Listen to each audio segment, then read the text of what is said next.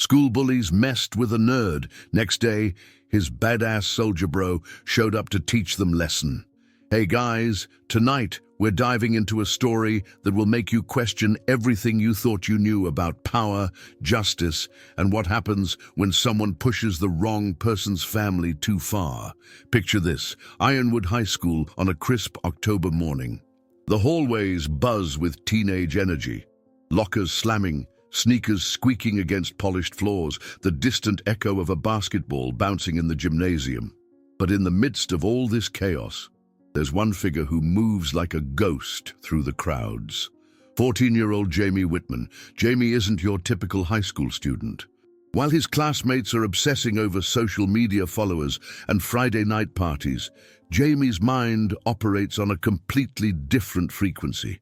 Behind those thick-rimmed glasses that constantly slide down his nose, brilliant ideas spark and dance. His backpack, patched with silver duct tape in 3 different places, carries not just textbooks, but dreams, sketches of mechanical innovations, calculations that could revolutionize prosthetics, the kind of genius that, in a perfect world, would be celebrated. But Ironwood High isn't a perfect world. So, before you get comfortable, take a moment to like the video and subscribe. But only if you genuinely enjoy what I do here. Watch Jaime as he navigates the minefield of teenage social hierarchy. He keeps his head down, shoulders hunched forward, as if trying to make himself smaller, invisible. His worn sneakers, the same pair he's had for 2 years, carry him quickly past clusters of popular kids who barely register his existence. To most of his classmates, Jaime Wittmann might as well be furniture, but to 3 particular students, Jaime represents something else entirely. Something that feeds their need to feel powerful, superior, in control. Brad Morrison stands 6'2" with the kind of effortless confidence that comes from never being told no. As quarterback of the varsity football team, he's used to having the entire school orbit around his every move. His Letterman jacket hangs perfectly on broad shoulders, and his smile, the one that makes teachers overlook his mediocre grades, never quite reaches his cold blue eyes. Then there's Cole Ramirez, Brad's loyal shadow, stockier, meaner, with knuckles that show the telltale scars of someone who settles disputes with his fists. Cole feeds off Brad's approval like a starving man feeds off scraps, and he's learned that the easiest way to earn that approval is through cruelty. And finally, Trent Walsh, the wild card. Unpredictable, with a laugh that sounds like breaking glass. Trent doesn't bully for status or approval. He does it because he genuinely enjoys watching people break. Together, they've turned tormenting Jaime Wittmann into an art form. It starts small, as these things always do. A shoulder check in the hallway that sends Jaime's books scattering. Whispered comments about his stutter during English class. Crude drawings taped to his locker depicting him in humiliating situations. The kind of psychological warfare that leaves no visible marks but cuts deeper than any physical wound. Jaime endures it all in silence. When teachers occasionally notice, they see only the surface. Boys being boys, teenage roughhousing, nothing worth getting involved in. Principal Henderson, a man more concerned with the school's football rankings than student welfare, has perfected the art of looking the other way. After all, Brad Morrison's father donates heavily to the athletic program. Cole's older brother was a state champion wrestler. Trent's family has connections that reach into the school board itself. What chance does one quiet boy with second-hand clothes and a speech impediment have against that kind of institutional protection? But here's what none of them understand about Jaime Wittmann. His silence isn't weakness, it's focus. While they're wasting energy on petty cruelties, Jaime's mind is building something extraordinary. In the dusty corner of the tech lab, during lunch periods when other kids are socializing, Jaime works on his masterpiece. A robotic, prosthetic arm. Not just any prosthetic, but one that responds to neural impulses with precision that rivals human movement. It's the kind of innovation that could change lives, restore hope to people who've lost limbs in accidents or war. And Jaime is building it from scratch, using salvage parts, donated materials, and pure determination. But this isn't just about scientific achievement.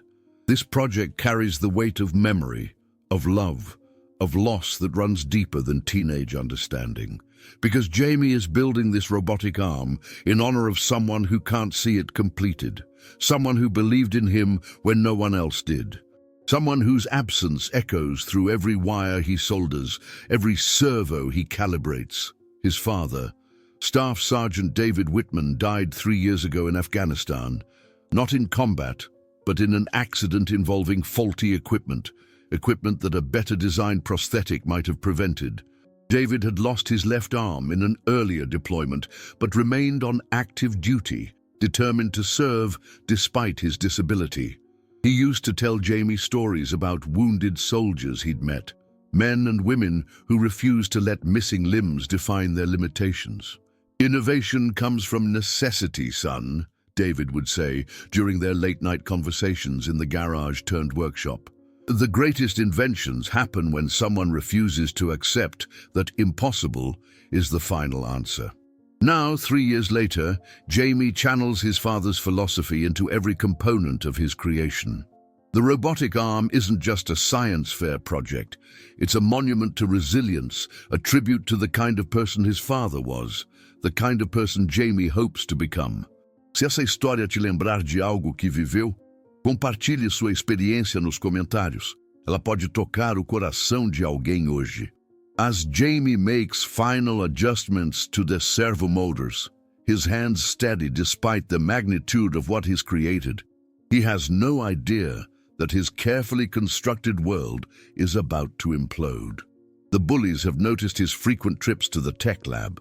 They've seen him staying after school, arriving early, treating this project like it matters more than anything else in his small, quiet life. And that makes it the perfect target. Agora respire fundo e prepare-se para uma jornada que pode mudar sua forma de ver o mundo. Tomorrow is the Regional Science Fair. Jaime's robotic arm will be judged alongside projects from schools across 3 counties. Universities will be watching. Scholarship opportunities hang in the balance. For the first time in his high school career, Jaime Wittmann has a chance to be seen not as a victim, but as a victor. But what Jaime doesn't know is that Brad, Cole, and Trent have been planning something special. Something that will push their campaign of humiliation beyond anything they've attempted before. Something that will finally, permanently, put the weird science kid in his place. And what none of them know is that tomorrow's events will trigger a chain reaction that transforms everyone involved, victim, perpetrators, and bystanders alike, in ways they never could have imagined. The morning of the Regional Science Fair arrives with the kind of crisp autumn clarity that makes everything seem possible. Jaime wakes before his alarm, adrenaline coursing through his veins as he carefully packages his robotic arm in protective foam. 3 years of dreaming, 6 months of building, countless hours of testing and refining, all leading to this moment. He dresses in his best clothes, a button-down shirt his mother pressed the night before, slacks that are slightly too short, but clean and neat. His hands shake slightly as he adjusts his glasses, not from nerves about the competition, but from pure excitement. Today, the world gets to see what Jaime Wittmann can create when given the chance. The tech lab buzzes with controlled chaos as students make final preparations. Mrs. Chen, the science teacher who's championed Jaime's project from the beginning, moves between workstations offering last-minute encouragement. She pauses at Jaime's station, her eyes soft with pride. "Your father would be so proud," she whispers, her voice barely audible above the morning activity. Jaime's throat tightens. He nods, unable to trust his voice, and continues his careful calibration of the neural response sensors. The robotic arm sits on the display table like a sculpture, elegant, purposeful, revolutionary. Thin cables snake from the control unit to electrodes that detect muscle contractions in the user's residual limb. The fingers move with fluid precision, capable of everything from threading a needle to crushing a soda can. But it's more than engineering marvel. Engraved on the titanium forearm, in letters so small they're almost invisible, are the words, "For SSG David Wittmann, because impossible isn't the final answer." At 10:30, the judges begin their rounds.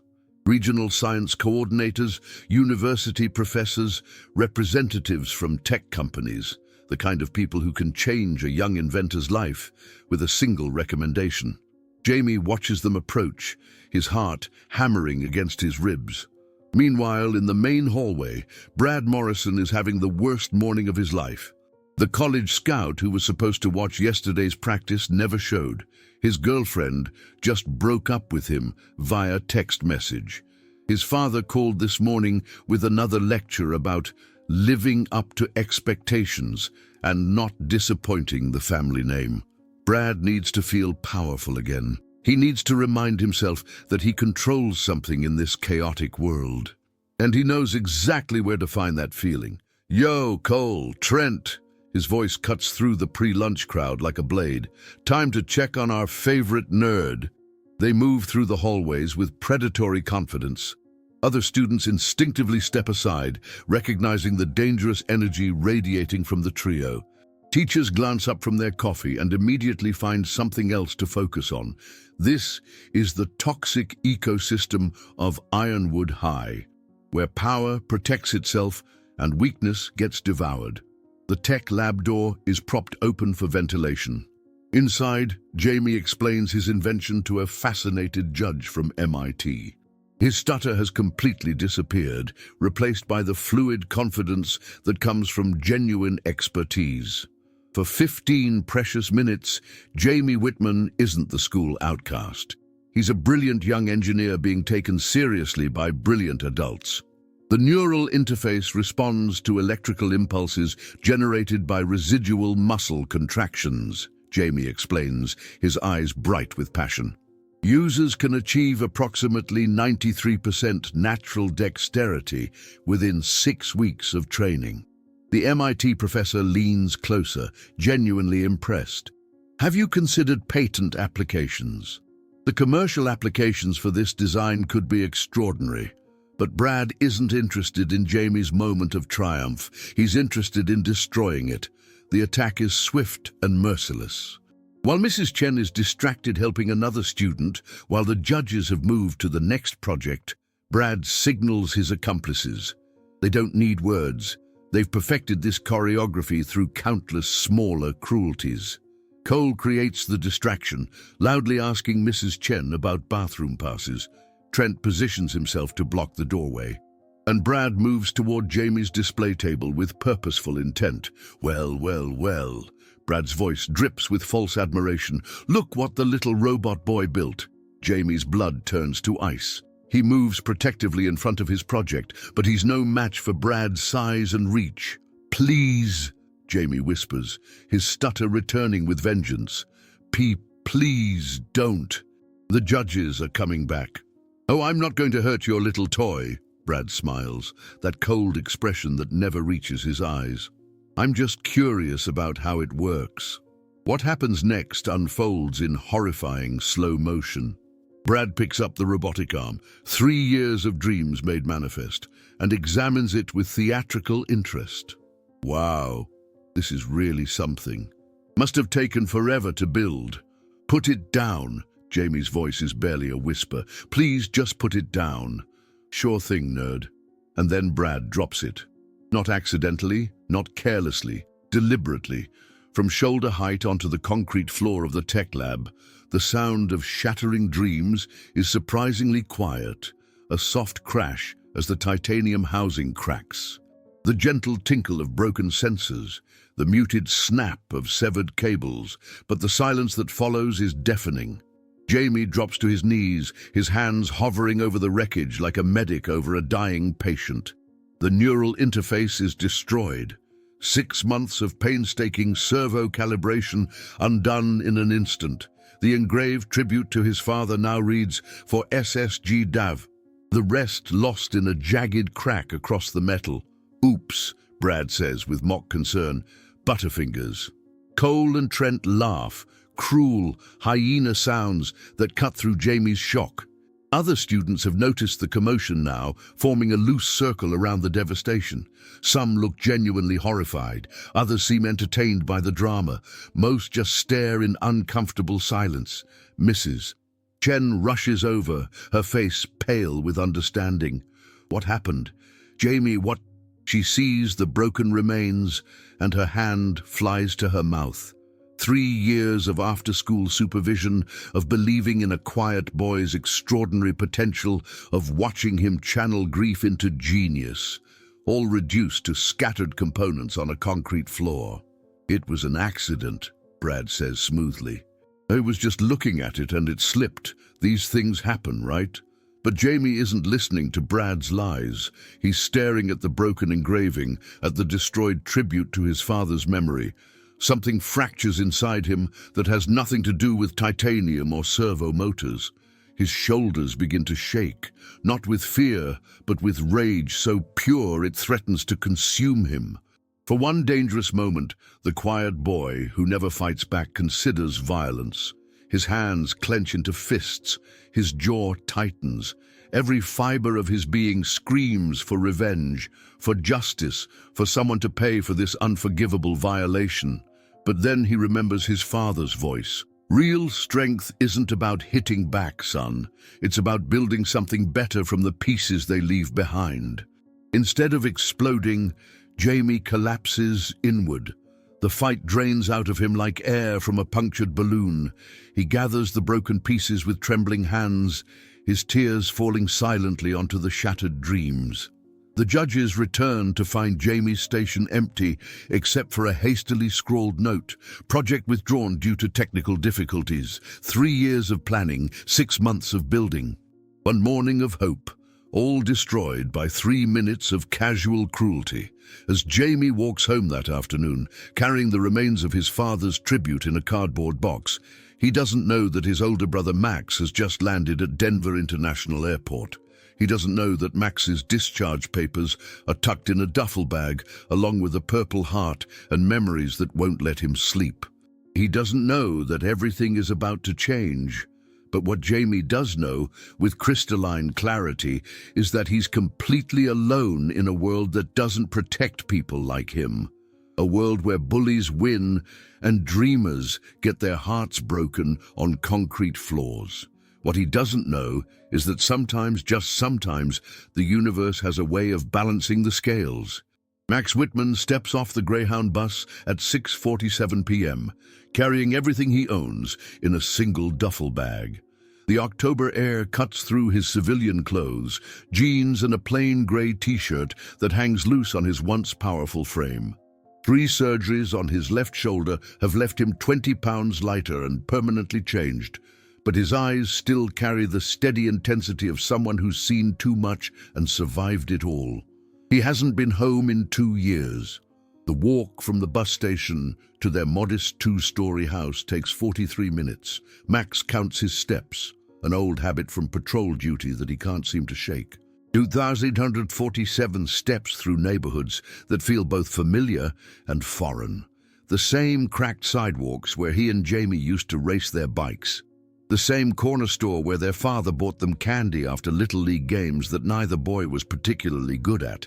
But everything feels smaller now, quieter, like a movie set after the cameras stop rolling. Their mother, Linda, is waiting on the front porch before he reaches the gate. She must have been watching from the window, must have seen his silhouette under the streetlights. At 52, she looks older than her years, the kind of aging that comes from burying a husband and raising a teenager alone, while sending another son to war. They embrace without words. Her tears soak into his shirt, and for a moment, Max allows himself to feel like someone's little boy again, instead of Staff Sergeant Maxwell Wittmann, recipient of the Purple Heart, survivor of 3 IED attacks, and keeper of too many ghosts. Jamie doesn't know you're coming, she whispers against his shoulder. I wanted it to be a surprise. Max nods, breathing in the scent of her shampoo, the same brand she's used since he was 8 years old. Home smells like vanilla and laundry detergent and the lingering ghost of their father's aftershave that somehow never quite fades. Where is he? Upstairs, in his room. He's been... Linda pulls back, her eyes searching Max's face for something, understanding maybe, or the brother she sent away instead of the stranger who's returned. He's been having a hard time. The house feels like a museum to their former life. Photos of the four of them from happier times line the hallway. Max pauses at 1, Jaime at 11, grinning gap-toothed next to a science fair trophy, their father's hand proud on his shoulder. The boy in the photo looks confident, hopeful, untouched by the cruelties that high school specializes in delivering. Max climbs the stairs, each step creaking with familiar rhythm. Jaime's door is closed, but light seeps underneath. He can hear the soft sounds of something being built, the click of small tools, the whisper of components being arranged and rearranged. He knocks softly. "Jaime, it's Max." The building sounds stop. For a long moment, there's only silence. Then footsteps across carpet, the turn of a doorknob, and suddenly Max is looking at his little brother for the first time in 2 years. The change is shocking. Jaime has grown 4 inches but somehow looks smaller, more fragile. His shoulders curve inward like he's trying to disappear into himself. The confident spark Max remembers from their video calls has been replaced by something wary, defensive. But it's the fresh bruise on Jaime's left cheek, barely visible but unmistakable to someone trained to notice such things, that makes Max's blood run cold. "Max?" Jaime's voice cracks with disbelief. You're home?" They hug, and Max feels how thin his brother has become. Jaime clings to him with desperate intensity, like someone drowning who's just been thrown a lifeline. When they finally separate, Max notices Jaime's hands, scraped knuckles, a fresh cut across his palm. "What happened to your face?" "Nothing. I fell. Yesterday. It's no big deal." Max has interrogated enemy combatants. He's learned to read micro-expressions, to detect lies in body language and vocal inflection. Jaime is lying, badly, and the knowledge sits in Max's stomach like a stone. But he doesn't push.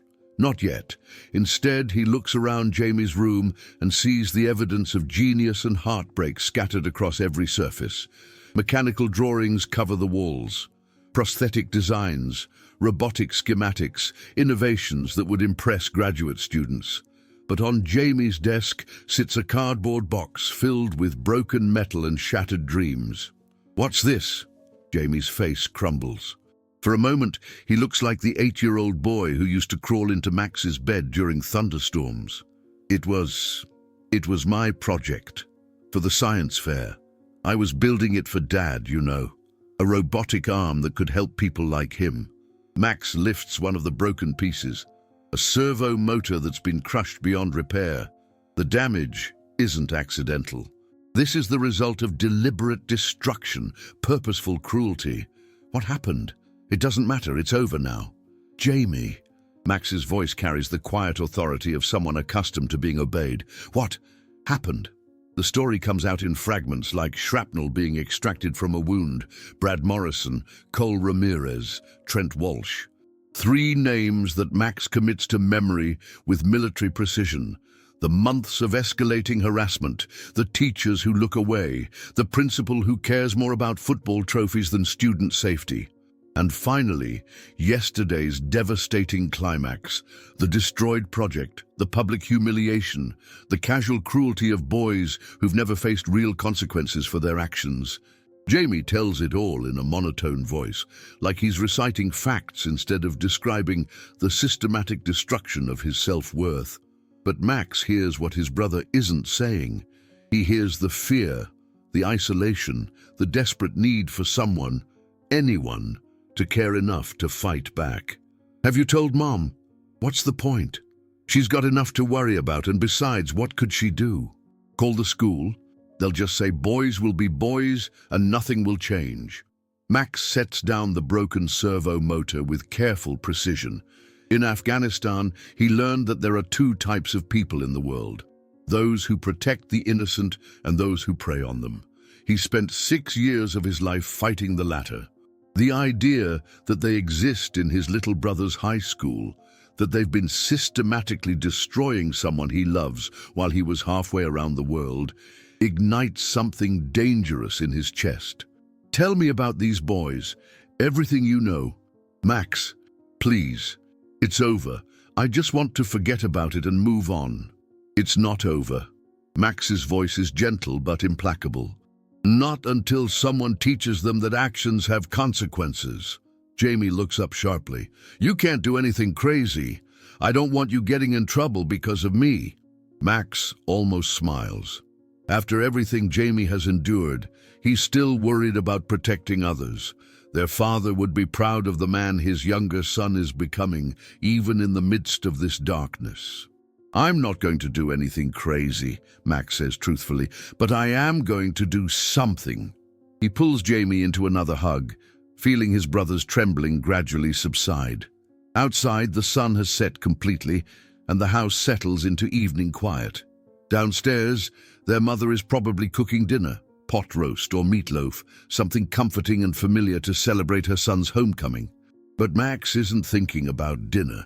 He's thinking about 3 boys who believe they're untouchable, who've spent months destroying his little brother's spirit because no one has ever made them face the consequences of their cruelty. Tomorrow, that changes. "Get some sleep," Max tells Jaime softly, "and don't worry about those guys anymore." "What are you going to do?" Max looks at the broken remains of his brother's dreams, at the tribute to their father that will never be completed, at the evidence of systematic cruelty that no child should have to endure. "I'm going to remind them that every action has a reaction," he says quietly, "and some reactions are more forceful than others." But what Max doesn't tell Jaime, what he barely admits to himself, is that seeing his little brother broken and afraid has awakened something in him that he thought he'd left buried in the mountains of Afghanistan. A cold, calculating rage that knows exactly how to dismantle an enemy without ever throwing a punch.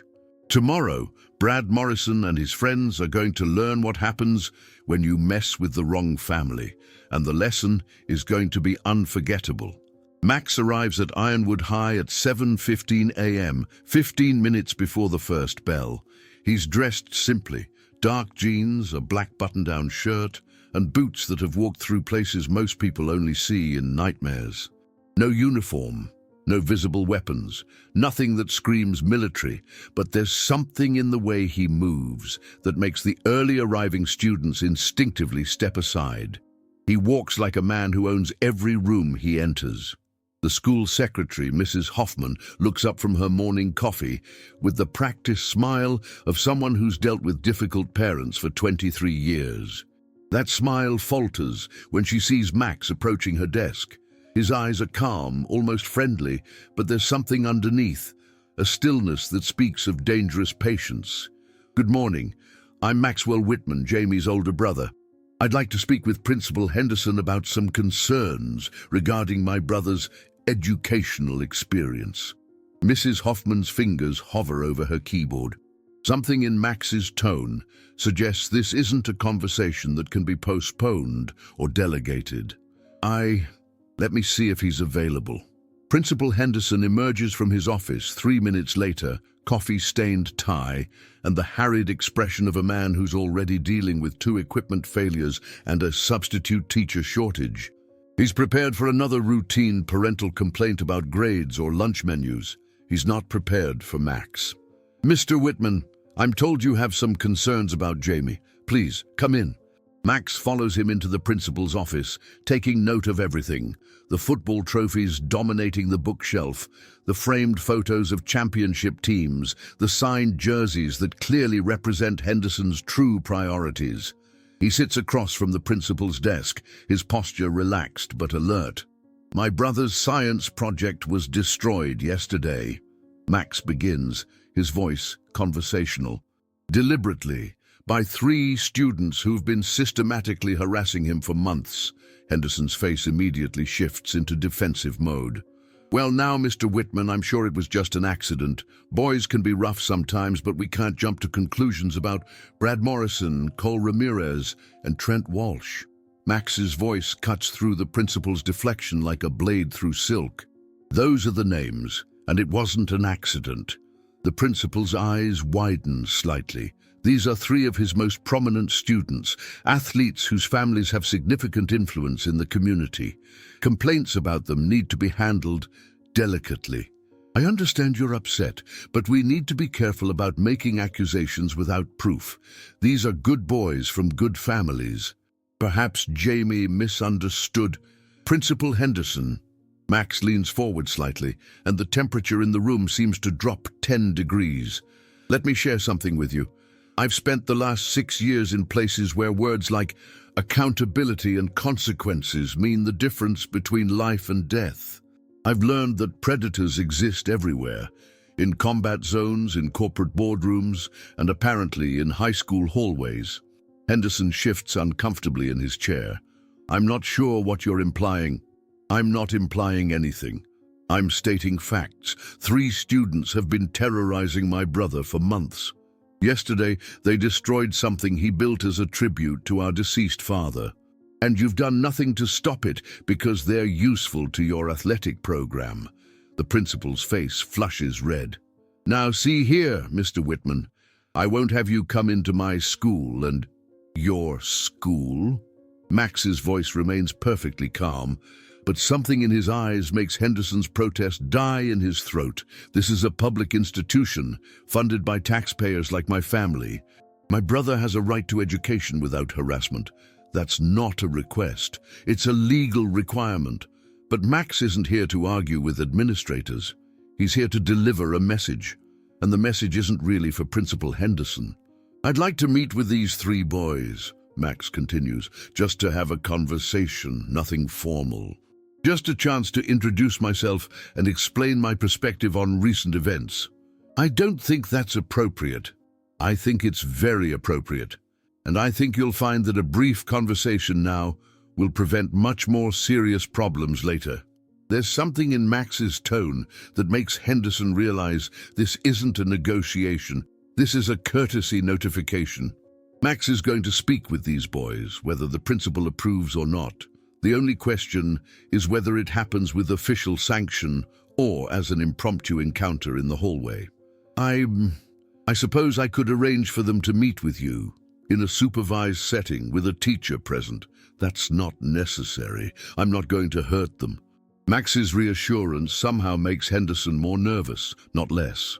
20 minutes later, Brad Morrison, Cole Ramirez, and Trent Walsh are called to the principal's office. They swagger down the hallway with the confidence of boys who've never faced real consequences for their actions. Brad adjusts his Letterman jacket and jokes about whatever parent is complaining about their latest prank. They're still laughing when they walk into the office and see Max. The laughter dies instantly. Max stands as they enter, unfolding to his full height with deliberate slowness. He's not exceptionally tall, maybe 6'1", but he fills the space in a way that makes the room feel smaller. His eyes move from face to face, cataloging details with the precision of someone trained to identify threats. "Gentlemen," Max says, his voice carrying the kind of quiet authority that comes from leading men in combat. "I'm Maxwell Wittmann, Jaime's older brother." The 3 boys exchange glances. They know who Jaime is, obviously. They know about yesterday's destroyed project. But they also know they're untouchable. Their families have influence. Their athletic abilities make them valuable.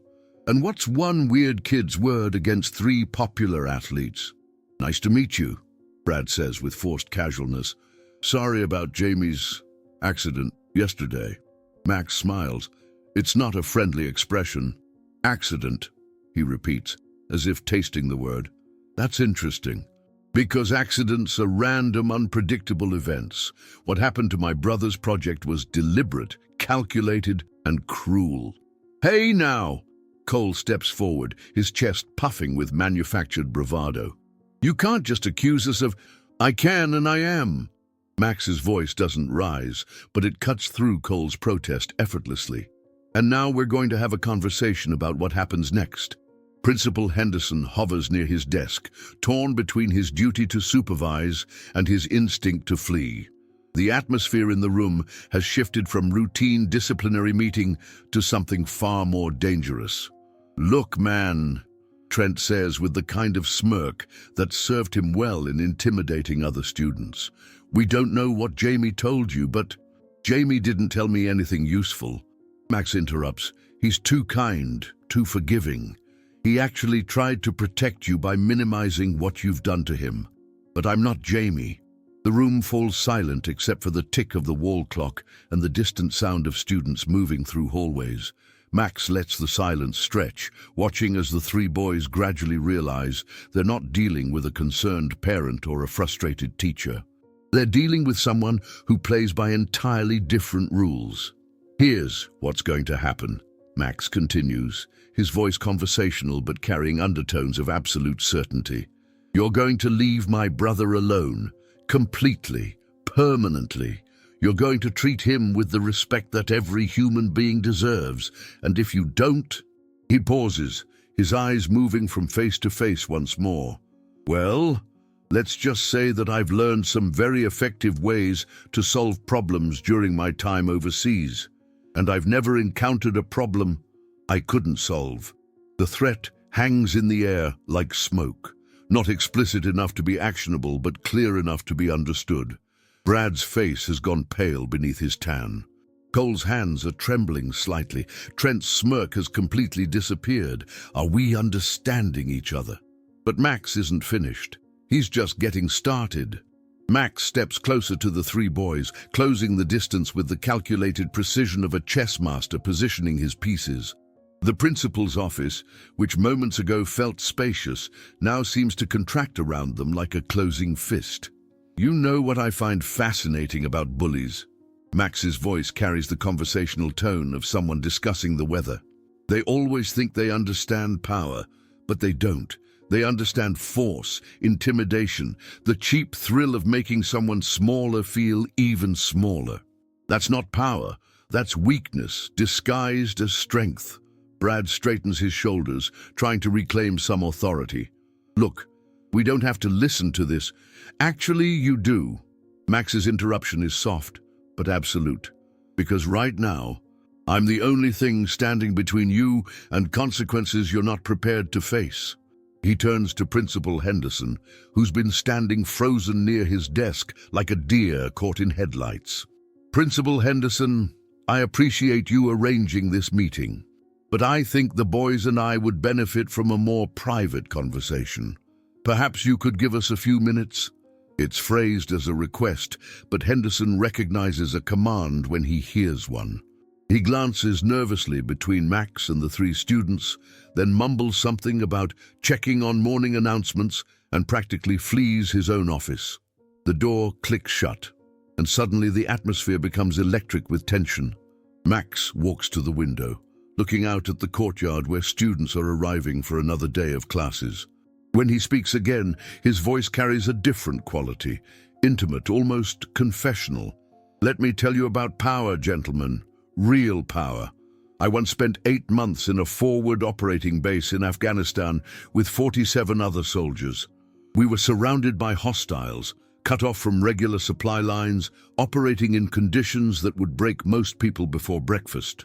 He turns back to face them, his eyes holding memories that cast shadows across his expression. "You know what kept us alive? Not fear, not intimidation, not making other people feel small. It was respect, mutual trust, understanding that strength comes from building people up, not tearing them down." Trent shifts uncomfortably. "What does that have to do with—" "Everything." Max's gaze focuses on Trent with laser intensity, "because you three have been operating under the assumption that cruelty makes you strong, that destroying my brother's dreams somehow elevates your own position. You're wrong." Max moves to Principal Henderson's desk, casually picking up a football paperweight, probably a gift from some championship season. He hefts it thoughtfully, and all three boys tense. "Brad Morrison, Max says, not looking up from the paperweight. Star quarterback, college scouts watching, father who owns 3 car dealerships and expects nothing less than perfection. Brad's face goes white. How does this stranger know about his family situation? Tell me, Brad, what happens to your football scholarship if you get suspended for bullying? What happens to Daddy's expectations when the college scouts move on to the next talented kid who doesn't come with disciplinary baggage? The paperweight makes a solid thunk as Max sets it back on the desk. Cole Ramirez, wrestling champion, following in your brother's footsteps. But your brother was naturally gifted, wasn't he? You have to work twice as hard for half the recognition. Must be exhausting, living in someone else's shadow. Cole's hands clench into fists, but something in Max's posture suggests that physical confrontation would be an extremely poor decision. And Trent Walsh, the wild card, the unpredictable one. You know what I find interesting about unpredictable people? They're usually the most predictable of all. You lash out because you feel powerless. You hurt others because someone hurt you first. Max's psychological dissection is surgical in its precision. Each observation lands like a perfectly placed blade, cutting through their carefully constructed personas to expose the insecurities beneath. Here's what's going to happen, Max continues, his voice returning to that conversational tone that somehow feels more threatening than shouting. You're going to apologize to my brother, not some half-hearted mumble in the hallway, but a real apology, in front of witnesses, today. We're not apologizing to that freak, Cole snarls, his wrestling instincts overriding his common sense. The change in Max is instantaneous and terrifying. One moment he's leaning casually against the desk. The next, he's standing directly in front of Cole, close enough that the boy can smell the coffee on his breath. What did you call my brother? Cole tries to step back but finds himself pressed against the wall. Max hasn't touched him, hasn't made any aggressive moves, but his presence fills Cole's entire field of vision. I didn't mean... You called him a freak. That's what you said. Own it. The room falls silent except for Cole's ragged breathing. Max's eyes bore into him with the intensity of someone who's stared down actual enemies. People with real weapons and genuine intent to kill. Let me explain something to you about my brother, Max says quietly. While you're playing games and tearing down other people's dreams, Jaime is building things that could change the world. He's innovating, creating, pushing the boundaries of what's possible. That prosthetic arm you destroyed, it could have helped wounded veterans. People like the soldiers I served with who lost limbs defending the freedom you take for granted. He steps back, giving Cole room to breathe, but his eyes never leave the boy's face. So when you call him a freak, what you're really saying is that intelligence threatens you, that innovation makes you uncomfortable, that you're so insecure about your own mediocrity that you have to destroy excellence wherever you find it. Brad tries to regain some control of the situation. Look, man, we get it. You're upset, but you can't just come in here and what? Max turns to face him, hold you accountable, make you face consequences for your actions. That's exactly what I can do. Max walks to the office door and opens it slightly, checking the hallway.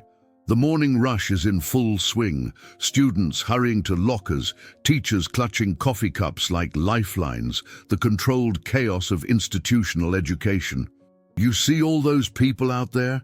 They think this school is safe. They trust that students like you will act with basic human decency. But institutions are only as strong as the people who uphold their values. He closes the door again and faces the 3 boys. My brother will never get his project back.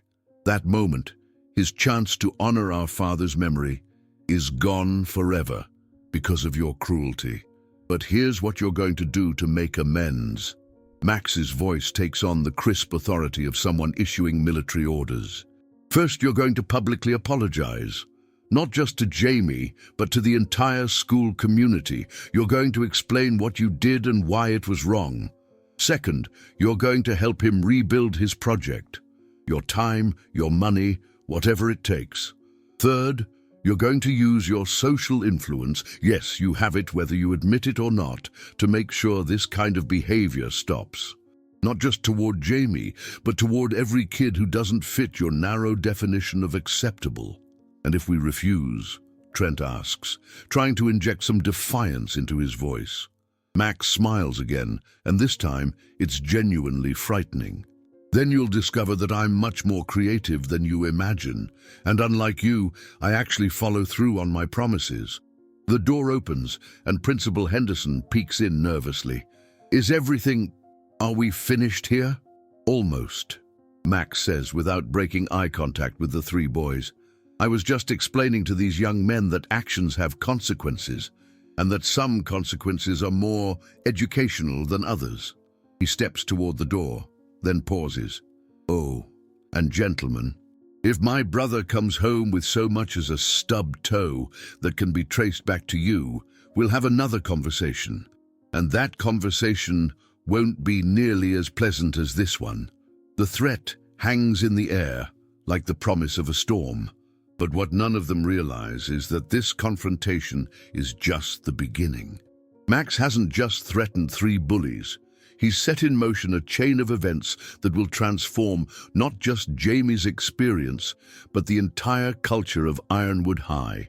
Word travels fast in high school ecosystems, especially when that word involves a confrontation that leaves three of the most powerful students looking like they've seen a ghost. By lunch period, whispered conversations ripple through the cafeteria like wildfire. Brad Morrison, who usually holds court at the center table surrounded by admirers, sits alone picking at a sandwich he can't taste. Cole Ramirez stares at his untouched tray, replaying every word of Max's psychological dissection. Trent Walsh has disappeared entirely. Rumor has it he's hiding in the nurse's office, claiming a headache. But the real earthquake begins when Jaime Wittmann walks into the cafeteria at 12:17 p.m. For the first time in months, he doesn't scan the room for escape routes. He doesn't hunch his shoulders or duck his head. He walks straight to an empty table in the center of the room and sits down with his brown bag lunch. Students who've watched him get tormented for months now stare in confusion. Where are his usual tormentors? Why isn't he cowering in some dark corner? The answer comes at 12:23 p.m. when Brad Morrison stands up. The cafeteria's noise level drops by half as heads turn to watch. This is the moment everyone's been waiting for.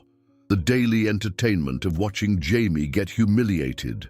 Except Brad's body language is all wrong. His usual swagger has been replaced by something that looks suspiciously like nervousness. He approaches Jaime's table with careful steps, like someone walking through a minefield. Behind him, Cole and Trent emerge from wherever they've been hiding, their faces pale and uncertain. Jaime, Brad's voice carries across the suddenly quiet cafeteria. Can we talk to you? Jaime looks up from his sandwich, his expression wary, but not fearful. Something has changed in his eyes, a spark of confidence that wasn't there yesterday. What do you want, Brad? The question hangs in the air. 300 students lean forward in their seats, sensing that something unprecedented is about to happen. We want to. Brad swallows hard, glancing around at all the watching faces. We want to apologize for yesterday, for your project, for everything. The cafeteria falls into absolute silence. Someone drops a plastic spoon, and it sounds like a gunshot in the stillness. I don't understand, Jaime says quietly. Yesterday you told me I was a waste of space. Today you want to apologize. Cole steps forward, his usual aggression replaced by something that looks like genuine remorse. We were wrong. What we did it was cruel and stupid, and we're sorry. But it's Trent who delivers the most shocking revelation. Your brother came to see us this morning. A collective gasp ripples through the watching students. Jaime's eyes widen slightly, but he doesn't seem surprised. Somehow, deep down, he knew. What did he say? He reminded us that actions have consequences, Brad answers, his voice barely above a whisper, and that we're not as untouchable as we thought. Mrs. Peterson, the lunch monitor, hovers at the edge of the scene, unsure whether to intervene. This isn't the kind of confrontation she's trained to handle. There's no violence, no obvious rule-breaking, but the emotional intensity is palpable. "We want to make it right," Cole continues. "Your project will help you rebuild it. Whatever it costs, whatever it takes." Jaime studies the three boys who've made his life miserable for months. Yesterday, they were predators, and he was prey. Today, something fundamental has shifted in the power dynamic. "Why should I believe you?" It's Trent who answers, his voice cracking slightly. "Because your brother made us understand something. We're not the powerful ones. We never were. We're just scared kids taking out our problems on someone who didn't deserve it." The confession hangs in the air like a prayer seeking absolution. "I don't want your help rebuilding the project," Jaime says finally. "That was something I was making for my dad. It was personal. You can't fix that by throwing money at it." Brad's face crumples. "Then what can we do?" Jaime stands up, and for the first time in months, he's the one with the power. The quiet kid with thick glasses and second-hand clothes is suddenly the most important person in the room. "You can make sure this never happens to anyone else." The simple statement carries the weight of moral authority. Around the cafeteria, other students, kids who've been bullied, marginalized, or simply ignored, sit up straighter in their chairs. Every day, you walk past kids getting picked on, and you do nothing. You see people eating alone, and you ignore them. You watch cruelty happen, and you tell yourselves it's not your problem. Jaime's voice grows stronger with each word, carrying across the silent cafeteria like a sermon. "My brother taught me something when we were kids. He said, real strength isn't about being the biggest or the loudest or the meanest. It's about using whatever power you have to protect people who can't protect themselves." He looks directly at Brad, then Cole, then Trent. "You want to make amends? Start using your influence for good instead of evil. Stop the next kid from getting his dreams destroyed. Stand up to the next group of bullies. Be better than you were." The challenge resonates through the watching crowd. Students begin to shift uncomfortably as they recognize themselves in Jaime's words. How many times have they witnessed cruelty and said nothing? How many opportunities to do the right thing have they let slip past? "We will," Brad says. And for the first time in months, he sounds like a human being instead of a predator. "I promise we will. But the real transformation is just beginning." At 2:15 p.m. during fifth period, Principal Henderson receives a phone call that changes everything. The caller identifies herself as Dr. Sarah Chen, Jaime's science teacher, but she's not calling from the school. She's calling from the regional school district office, where she's just finished filing a formal complaint about the systematic bullying that's been ignored at Ironwood High. At 2:47 p.m., the district superintendent arrives unannounced for an emergency inspection. Word spreads through the faculty faster than gossip through the student body. Teachers who've been looking the other way suddenly remember their duty to protect all students, not just the popular ones. At 3:15 p.m., as students file out for the day, they find Max Wittmann standing by the main entrance. He's not there to threaten or intimidate. He's there to observe, to let everyone know that someone is watching, someone cares, someone will hold them accountable. And at 4:30 p.m., Jaime Wittmann walks out of Ironwood High School with his head held high for the first time in months. Not because his tormentors have been destroyed, but because they've been transformed. Not because justice came in the form of violence, but because it came in the form of truth. The broken pieces of his father's tribute are still in that cardboard box in his room. Those dreams can't be rebuilt, but something else has been constructed in their place.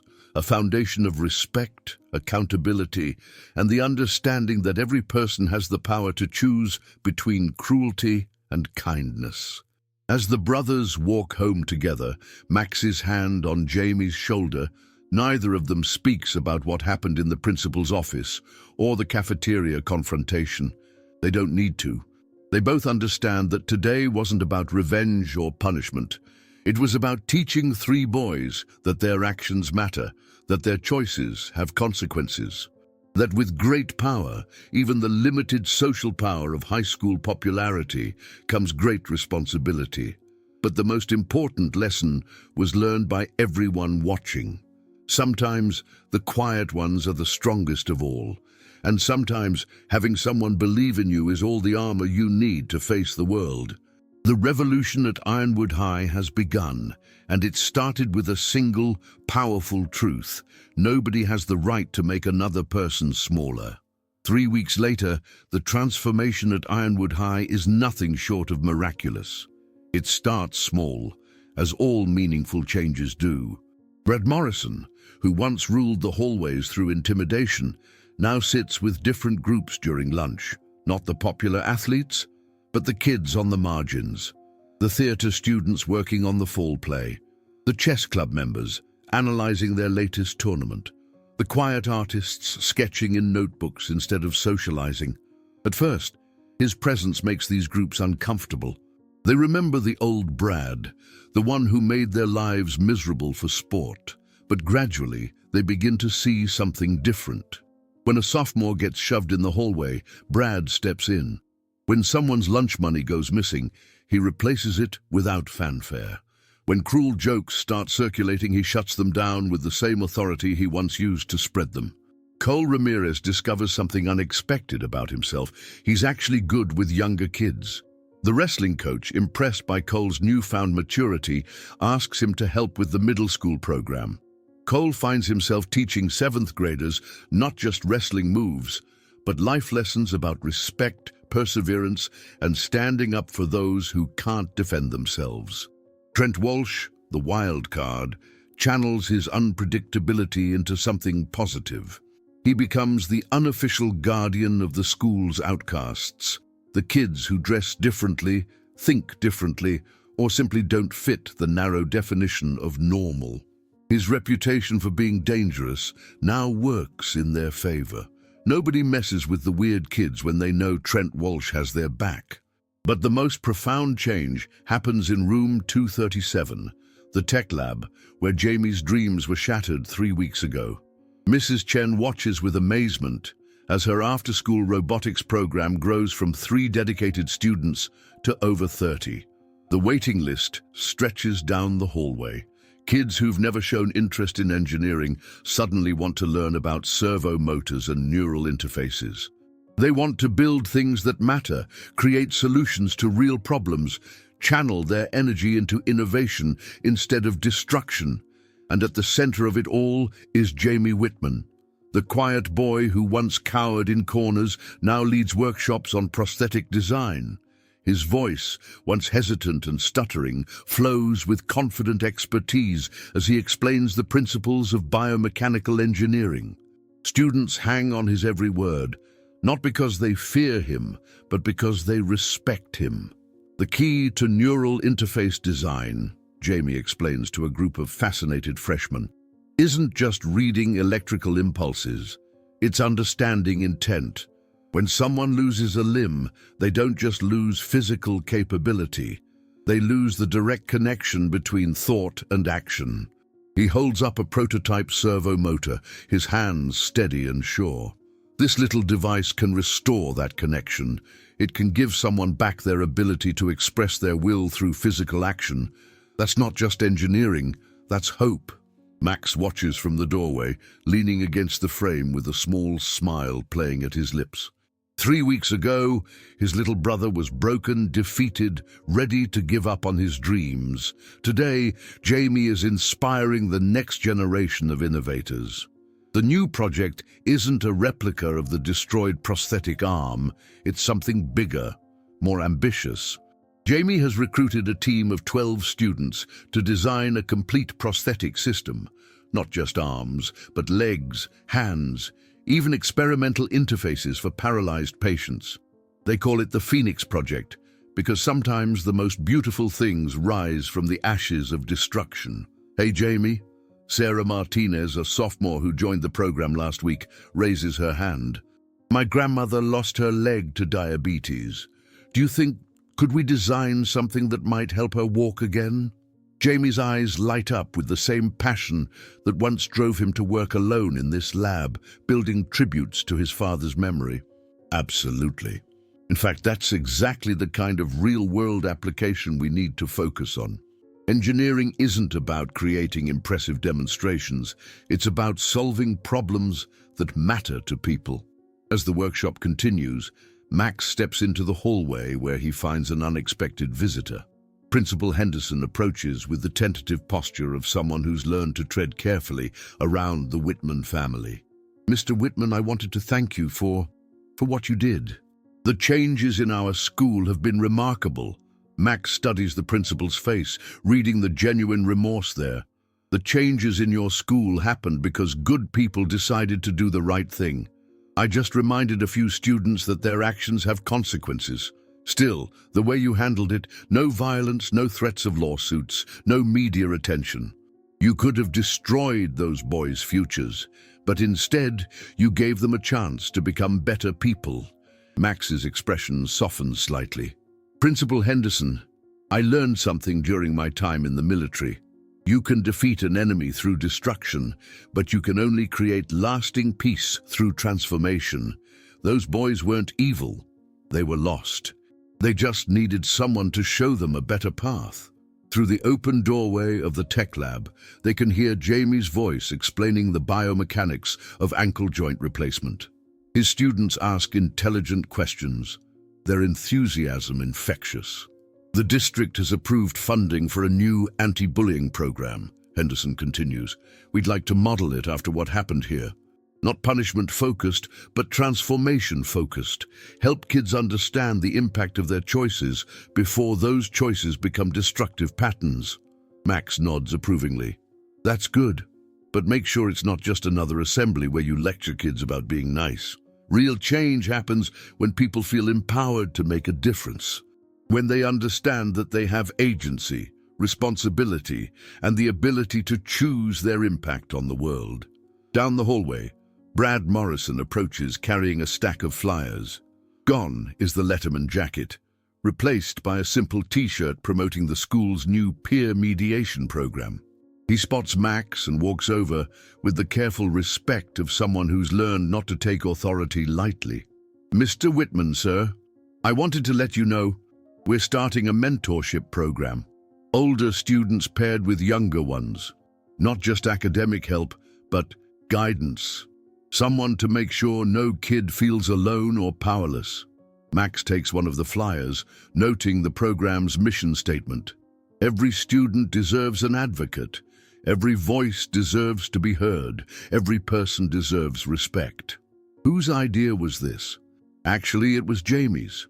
He said that if we really wanted to make amends, we needed to create systems that prevent future harm, not just address past mistakes. Max feels a surge of pride that has nothing to do with military achievements or combat decorations. His little brother isn't just surviving high school, he's transforming it. Back in the tech lab, Jamie calls for attention as the workshop winds down. "Before you all leave, I want to share something my father used to tell me. He said that innovation comes from necessity, that the greatest inventions happen when someone refuses to accept that impossible is the final answer."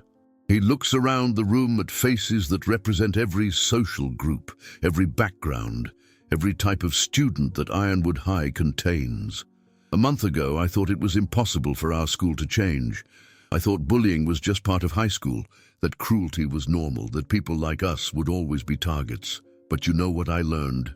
The only thing that makes something impossible is when good people decide not to try." The students nod, absorbing the lesson that goes far beyond engineering principles. "Next week, we're going to start working with the Veterans Hospital downtown. Real patients with real needs. Your designs, your innovations, your dedication, they're going to change actual lives." As the students file out, chattering excitedly about servo-torque ratios and neural mapping algorithms, Jamie begins cleaning up the workspace. Max enters the lab, taking in the sight of cutting-edge equipment, detailed schematics, and the kind of organized chaos that comes from passionate innovation. Dad would be proud. Max says simply. Jaime looks up from the circuit board he's carefully storing. I know, but you know what? I think he'd be prouder of what happened to Brad and Cole and Trent. Dad always said the greatest victory isn't defeating your enemies, it's turning them into allies. As they walk home together through the amber light of late afternoon, neither brother mentions the cardboard box of broken dreams that still sits in Jaime's room. Some things can't be rebuilt, can't be restored, can't be undone. But some things can be transformed into something even more powerful. The destroyed prosthetic arm was meant to honor one fallen soldier. The Phoenix Project will help hundreds of veterans, amputees, and disabled individuals reclaim their independence. The broken tribute to their father has become a living legacy that grows stronger every day. Se essa história te tocou, compartilhe nos comentários o que mais mexeu com você. E envie esse vídeo a alguém que precisa ouvir isso hoje. Sometimes the most beautiful victories rise not from the ashes of our enemies, but from the ashes of our own broken dreams. Sometimes the greatest strength comes not from never falling down, but from learning how to help others stand up. And sometimes, just sometimes, the quiet ones change the world, not through violence or revenge, but through the revolutionary act of refusing to let cruelty have the final word. Jaime Wittmann walked into Ironwood High as a victim. He's walking out as a leader, not because someone rescued him, but because someone believed in him enough to show him his own power. The bullies learned that actions have consequences, but Jaime learned something even more important, that he has the ability to choose what those consequences become.